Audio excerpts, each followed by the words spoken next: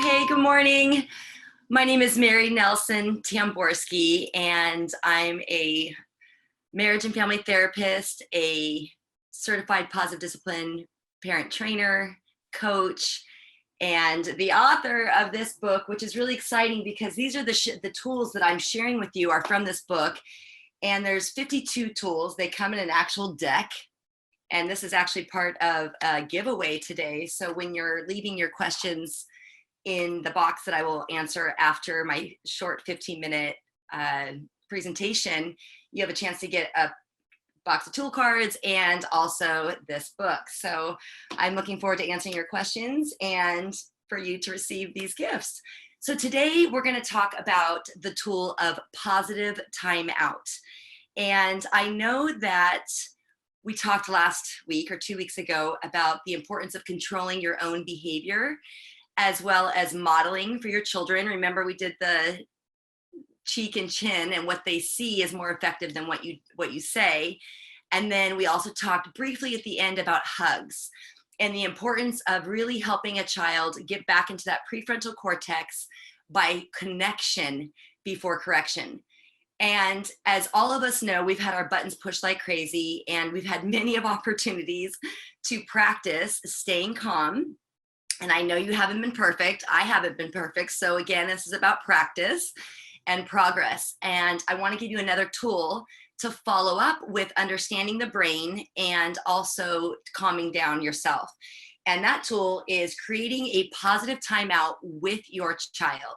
So this is the actual tool. And then, excuse me, I'm going to introduce how to create this space with your child and then highlight all the other different tools that I used even when doing that one tool. And I'm looking, I think I have about 8 here. So let me go ahead and share the PowerPoint that I've created for you to help understand this better. And I want to go first and start by saying that many people that have talked to me in this program, or when I'm working with them, they say, oh yeah, I'm a positive parent because I don't spank my child, I send them to timeout. And I really appreciate the effort and the intention of not physically harming or hurting your child. That's great.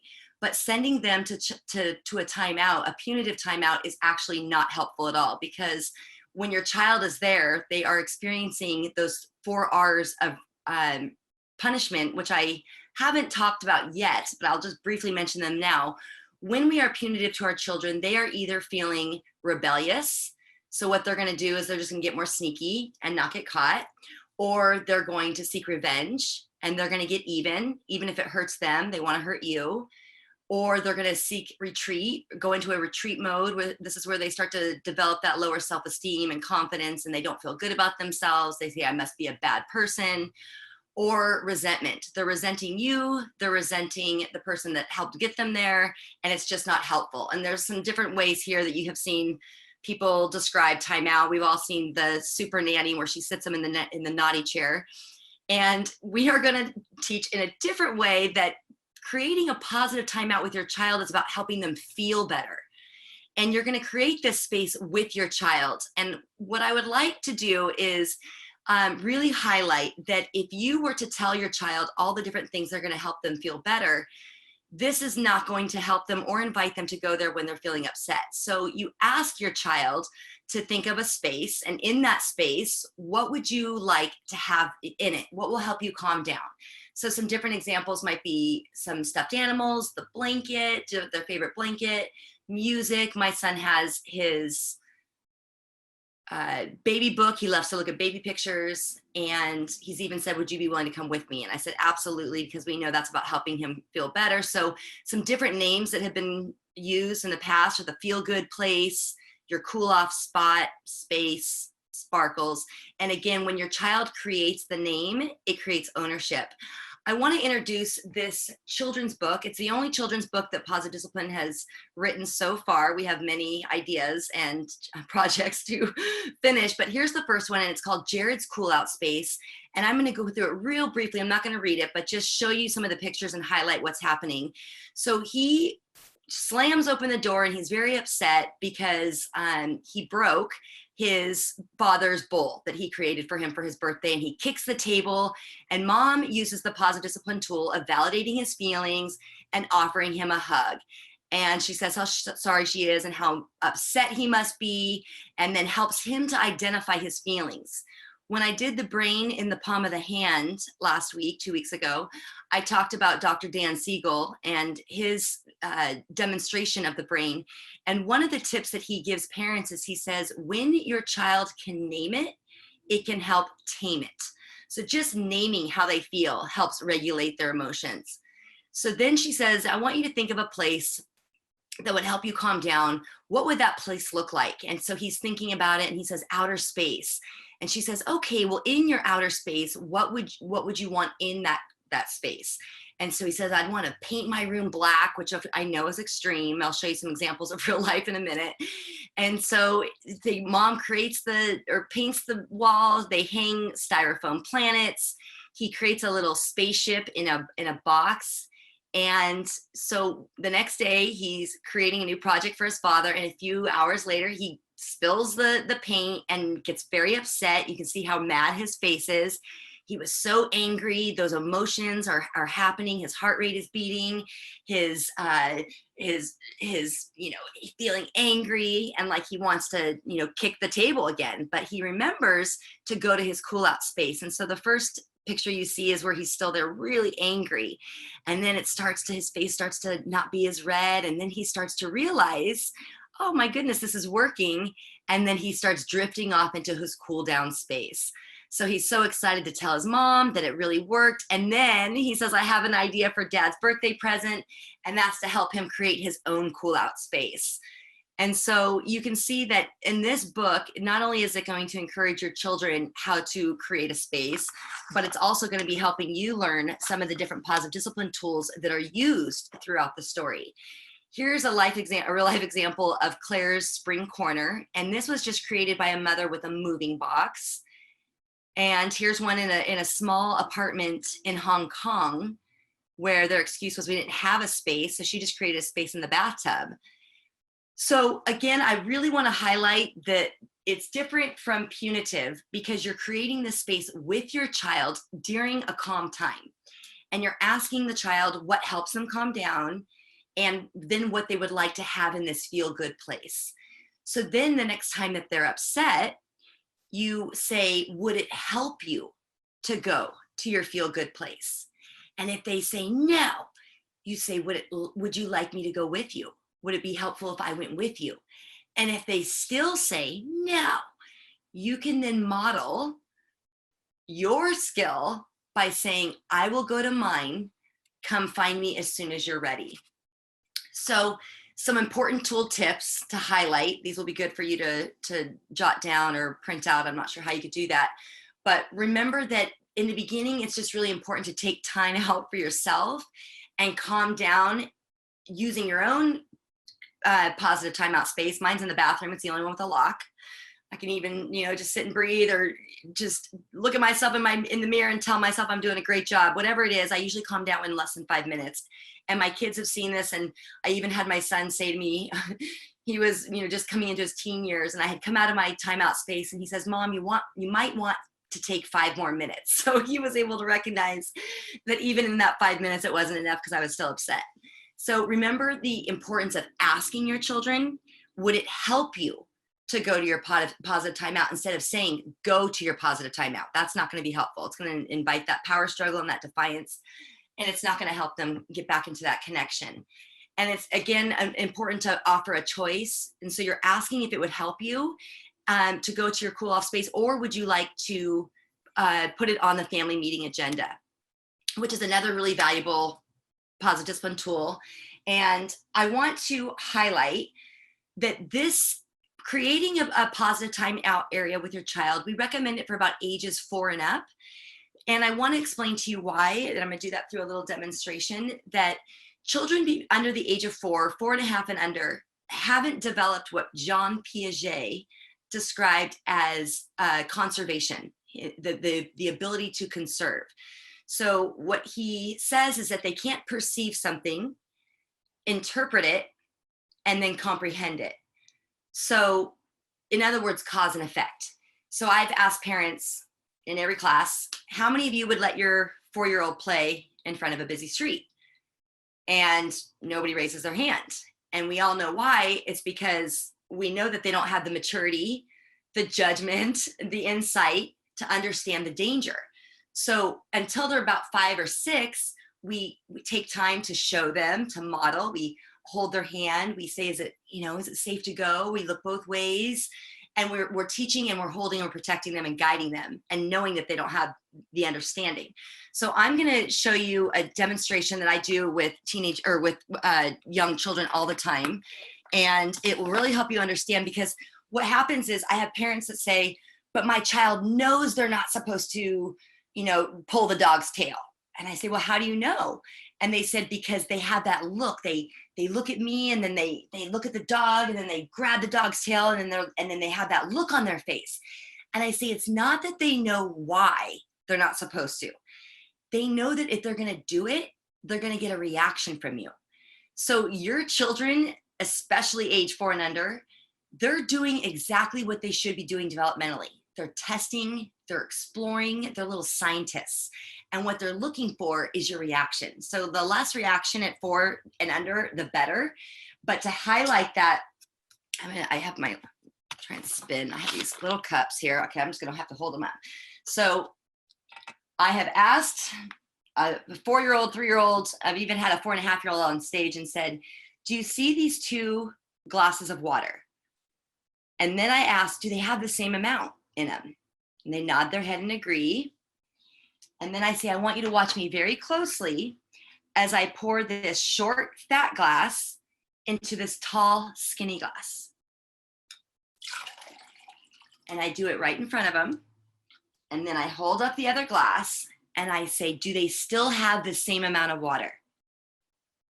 And what do you think they say? No. This one has more. Because again, they can't perceive it, then interpret it, and comprehend it. So when you say that your child knows they're not supposed to, they do not understand no the way you think they do. So what we do with toddlers, the most effective tools for toddlers 4.5 and under is lots of supervision, just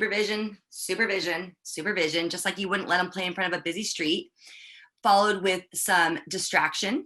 Hey, look, I can't tell you how many bunnies we saw in our neighborhood or out our window when my toddler was tantruming or, having what's that?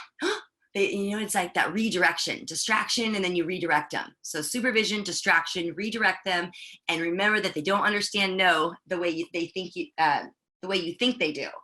So with family meetings, positive timeout, routine charts, and even the problem solving, many of the tools, what we say is that if the child's not old enough to choose it, they're not old enough to use it. So about 4 and up. But I want to just show you all the different tools that you can use, even just in creating a positive timeout. So connection before correction. I talk about this one all the time. You can't reach the head, the brain, the thinking part until you reach the heart, the connection part. And then once you do reach that connection, you can then follow up. And that's when it becomes a teachable moment. So many parents have said, well, it doesn't feel right to send my kid or have my kid go to their positive timeout after they just smacked their brother across the face or told me they hate me. I said, I know. And it doesn't have to be in that exact moment that you teach them. You can let them calm down. Then you ask them questions. Find out what they were thinking, how they feel, what they did, what they wanted to do, what they could do next time. Help them by teaching them. And know that even in our adult years, we don't have the emotional regulation and the logical mind always to think of what to do. We have regret, and then we hopefully learn from it, but your kiddos are learning too. So this is the time to help them learn long-term, and then they're going to become problem solvers. They're going to take responsibility, accountability. They're not going to be victims. Remember, I don't think I mentioned a couple weeks ago that the F word in our house is fault. And the two words that we like to use for the F are the fixing it. How are we going to fix it? And let's focus on solutions. So rather than blame or shame, let's fix it and focus on solutions. How do we make it better? But they can't come up with those ideas until after they've calmed down. Remember this. Hugs. You know, your child might not even need to go to their positive timeout. If you can offer a hug, that's like the fastest way to help them connect. But you could also offer them a hug in their timeout, their positive timeout, eye to eye. It's so important, parents. Put down your phones, have a conversation and look into their eyes, get down to their level, touch them. Honey, it's time for sleep. Do you want to turn off the TV or do you want me to? Do you want me to pick out the book or do you want to? That's limited choices. You're helping encourage them and redirect their power, but in a useful way. And then tone of voice. Remember, timing and tone is like the two most important T's to communication. And with the tone of voice that you give, you're going to receive that same energy back. So positive timeout, it's a game changer. Even if you just have to go to yours, mine might not even necessarily be a space at this point. Sometimes it's just walking out my front door and walking down the driveway. That's a timeout. For me, it's just like in sports. We cool off, we reset, we regather, and we focus on solutions after, when we're in that logical, rational brain. Okay, so now I'm gonna go ahead and open up to the questions and answers. And Victoria, I've got you, Victoria, and let's see here. Hello, any good tips for new grandparents as far as discipline and not conflicting with the new parents? I love it. So this is a question that could be tailored even to how do I get my husband on board or how do I get my wife on board? If they're not listening, how do I, raise my child this way, or if they're being, raised with the behavior as a model at school or with their father. The best thing you can do is just focus on you. You can, use the tools. A lot of them are subtle, just validating feelings. And then what will happen is that people that aren't necessarily doing that, they're saying, oh, stop crying, oh, you're a big girl, you're a big boy, it's okay, just that's enough, I'll give you something to cry about. I know that's extreme, but I've heard it. Just focus on what you can do. And then the observers, whether it's your child, your older child, your grandparent, or a spouse, they're going to see what you're doing. My husband, honestly, before he ever even read the book, he was asking questions and offering hugs and, validating feelings before he even knew that it was an actual tool. He heard the language. I think I mentioned 2 weeks ago that this is about a language that we start speaking and that our children actually will start speaking too. So I hope that helps you. Or you can encourage them and say, this is, something that I'm learning, something I'm using, and it's really working. And get them this deck. You can also download it on an app and just have them practice one tool a day. As parents, we need tools. This is the hardest and most difficult job we're ever going to have in our lives. And yet it's the only job we didn't receive any training or education. So I think parents are grateful if you present it in the right time and the right tone to have tools, especially right now. Okay, so from Luis. Hi, Luis. My 4-year-old is extremely stubborn and always does the opposite of what I ask him to do. How can I ask her to do things? Okay, this is so good. So I'm going to do a really quick demo with you guys, activity. And I just want you to participate. It's going to take 30 seconds. And so for all of you tuning in, I want you to listen to what I say, the statements I make, and just notice, you're a child, what you might be thinking, feeling, or deciding. So don't sit down. Don't look at your computer screen. Don't put your hands by your side. Don't think about a white elephant. Okay, so what are you thinking, feeling, and deciding as you listen to all these don'ts? Don't do that. Don't do that. Even for adults, they say, I'm confused, I'm feeling irritated, I'm feeling like I want to do the opposite of what you're telling me to do. I don't want to do it. Because the more we hear don't, the more it invites that resistance. So 4 years old, Luis, your child's right on track. Remember, it's back to the Piaget demonstration, and that she might not understand why, but she's going to test. So what we want to do is teach them what to do. So I'm going to give you another set of instructions and just notice what this feels like. So I want you to cross your legs, continue to look at your computer screen, smile, clap your hands, and think about your children. So this round, what are you thinking? How are you feeling? And what are you deciding you're going to do? Again, I wish I could, have you share in comments, but I do this activity all over the world, and the comments are the same. It feels clear. I'm feeling, engaged. I'm feeling like I want to participate, like I want to cooperate. So what are some of the different examples for our kiddos? What are some of the things that we don't say? Don't do this.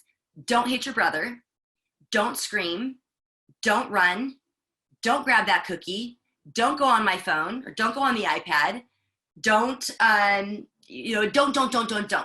And then what is our kiddos' favorite word? Especially it's like one of their first words. No, they're physiologically responding. That's the resistance of being told what to do. So that strong will, I know it's really tough as a parent to have a strong-willed child, but when you fast forward 20 years, you want a strong-willed adult. So that's good. So what you could say instead of don't hit the dog, touch the dog nice.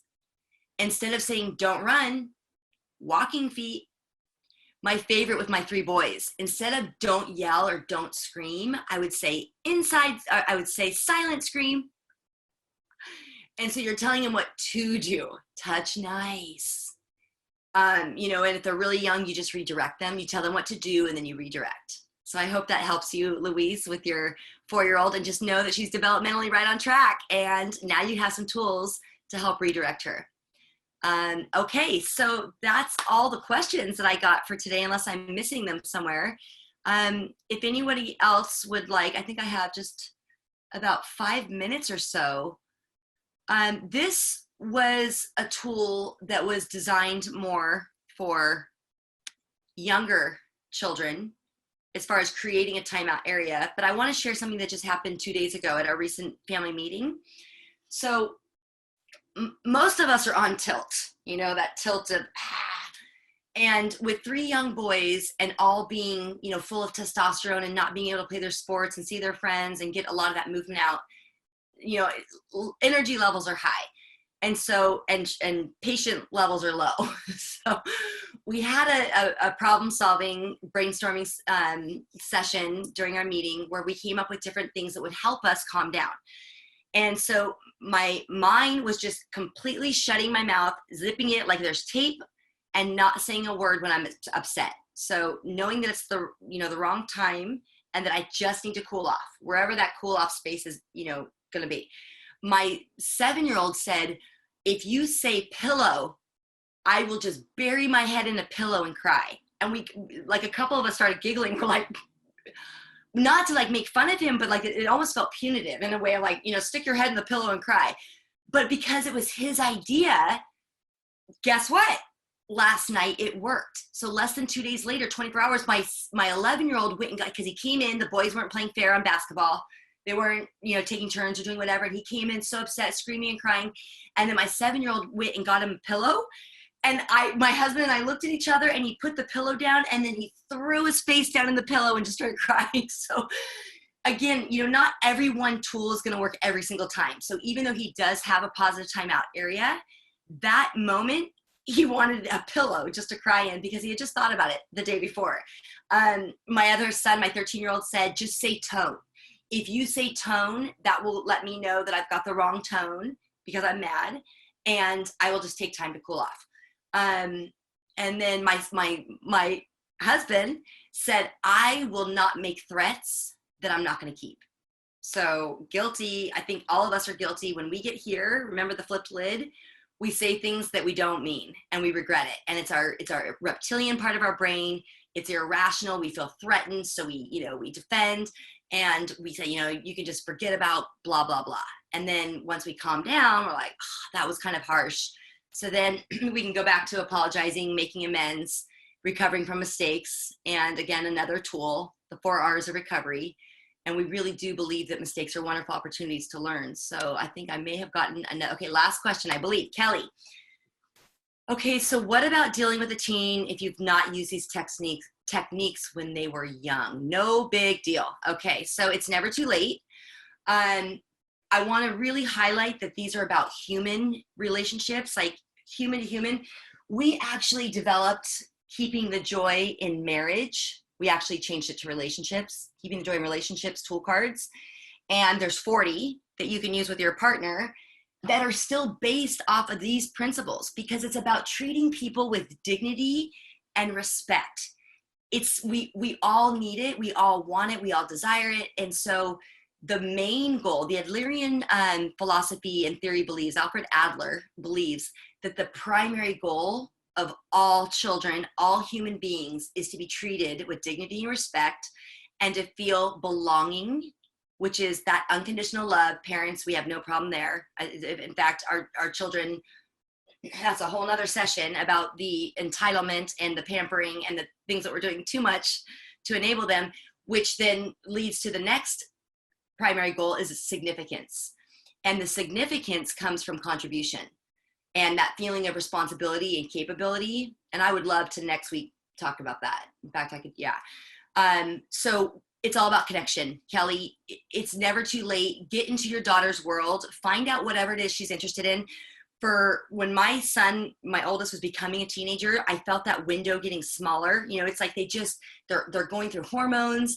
They don't want to be with their parents. They don't want to be with their siblings. They want to be on their phone. They want to be with their friends. They want to be isolated and just disengaged. So I had to get into his world rather than getting him into my world. To get that connection, I found an interest. So whatever that interest is, and he loves physical touch. That's his love language. So I made sure to allow the time every night to scratch his back and just no agenda, she'll be on to you, but eventually she will open up.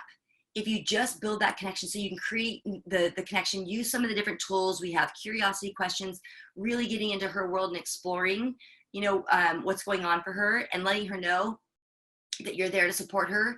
And 14 is not easy. And it's, I think that's what you said. She's 14 years old. And that you're in it together. The original name of the positive timeout, or the positive discipline book for teenagers, was I'm on your side. And so I can't tell you how many times I say that to my son to remind him that we're on the same team. He doesn't have to figure any of this out on his own. I'm not going to do anything for him. I'm not going to tell him what to do, but I'm really going to help him explore the different ideas that he has, the different choices that he makes, and then to learn from those choices, learn from those without any shame, blame, criticism, and taking away privileges. I see so many parents that are motivated to control their kids and to get them to make the right decisions, and they do this through threatening or through taking away stuff.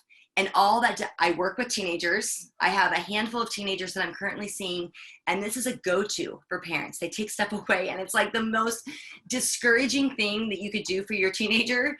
So just forget about taking stuff away. That's, one of the tools that we can just continue to focus on solutions, but create that relationship.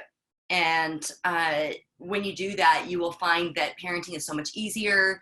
You're more connected. And when they trust you, when they respect you, and they know that you're on their side, just everything opens right up. My window with my son now, because I always make sure the message of love gets through. We talk about connection before correction.